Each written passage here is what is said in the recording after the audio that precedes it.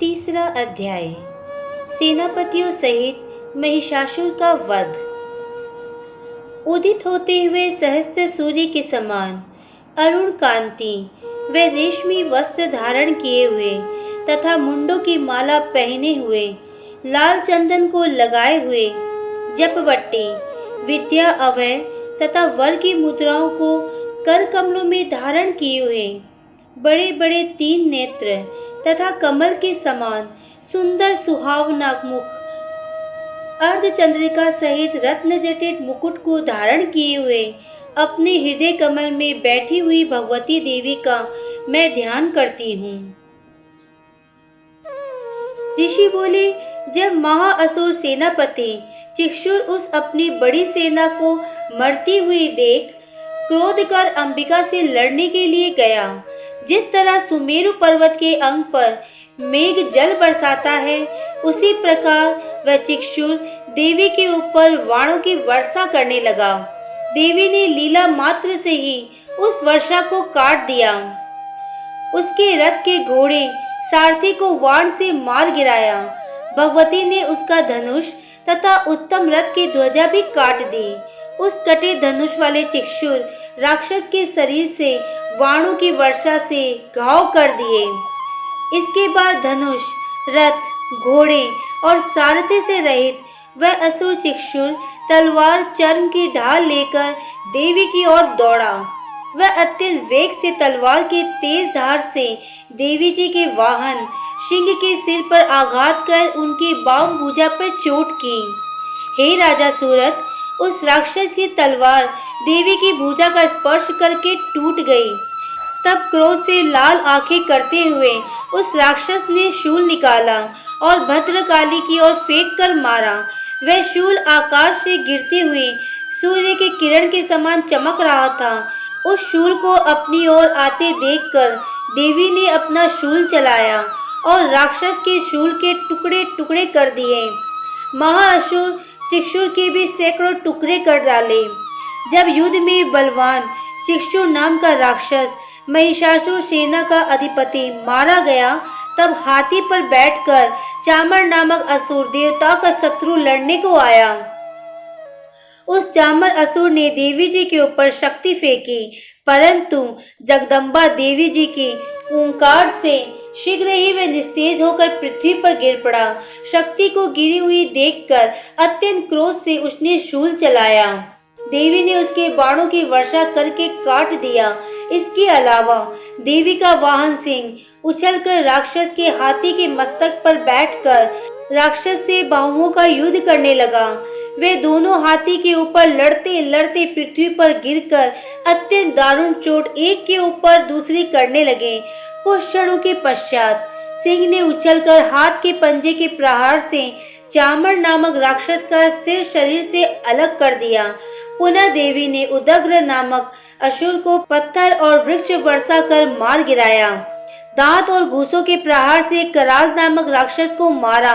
क्रोध में आकर देवी ने गदा प्रहार कर उद्धव राक्षस को मारकर चूर चूर कर दिया। वाष्कल नामक असुर को बिंदपाल से और ताम्र तथा अंधक को बाण से नष्ट कर दिया। 3 नेत्र वाली दुर्गा देवी ने उग्रसेन, उग्रवीर्य तथा महामनु नामक राक्षसों का त्रिशूल से नाश कर दिया। बिडाल नामक असुर का मस्तक उसके शरीर से तलवार द्वारा अलग कर दिया। दुर्धर दुर्मुखी राक्षस को वाणों से यमलोक भेज दिया। इस प्रकार अपनी सेना का नाश होता देख महिषासुर स्वयं भैंसे का रूप धारण करके देवी के गणों को डराने लगा। कितनों को मुख की चोट से, कितनों को खुरों की चोट से, किसी को पूंछ से, किसी को सींगों से चोट पहुंचाने लगा। किसी को झटके से, किसी को गर्जन से, किसी को भ्रमण से तथा किसी को श्वास की वायु से पृथ्वी पर गिराने लगा। पहले देवी की गणों को इस तरह गिराता हुआ वह राक्षस महिषासुर देवी के सिंह को मारने की इच्छा से दौड़ा।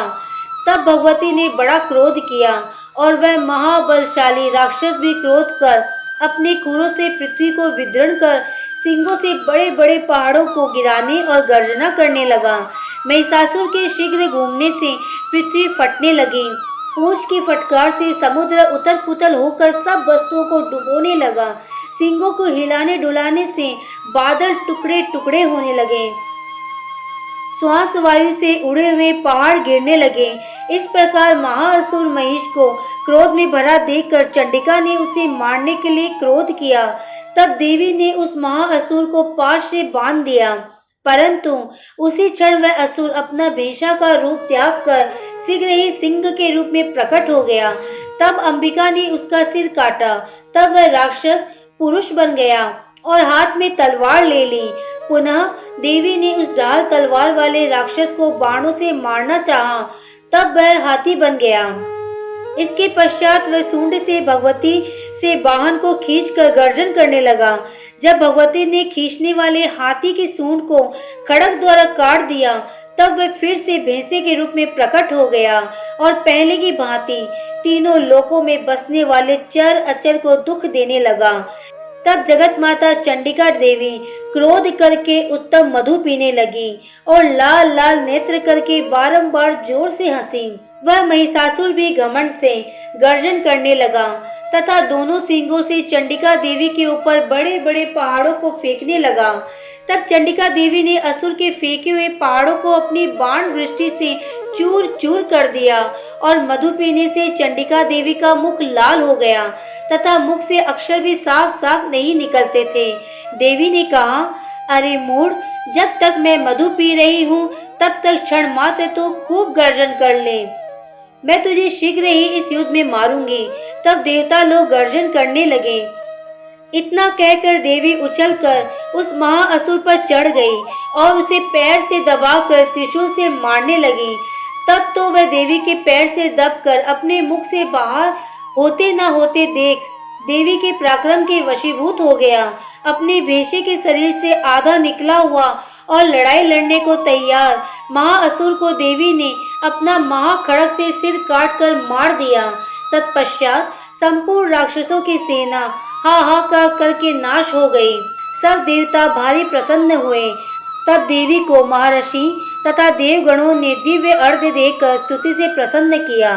गंधर्व गण के स्वामी गान करने लगे और अप्सराएं नृत्य करने लगी। इस प्रकार से मार्कंडेय पुराण में सावर्णिक मनवंतर की कथा के अंतर्गत देवी महात्म्य में महिषासुर वध नामक तीसरा अध्याय पूरा हुआ।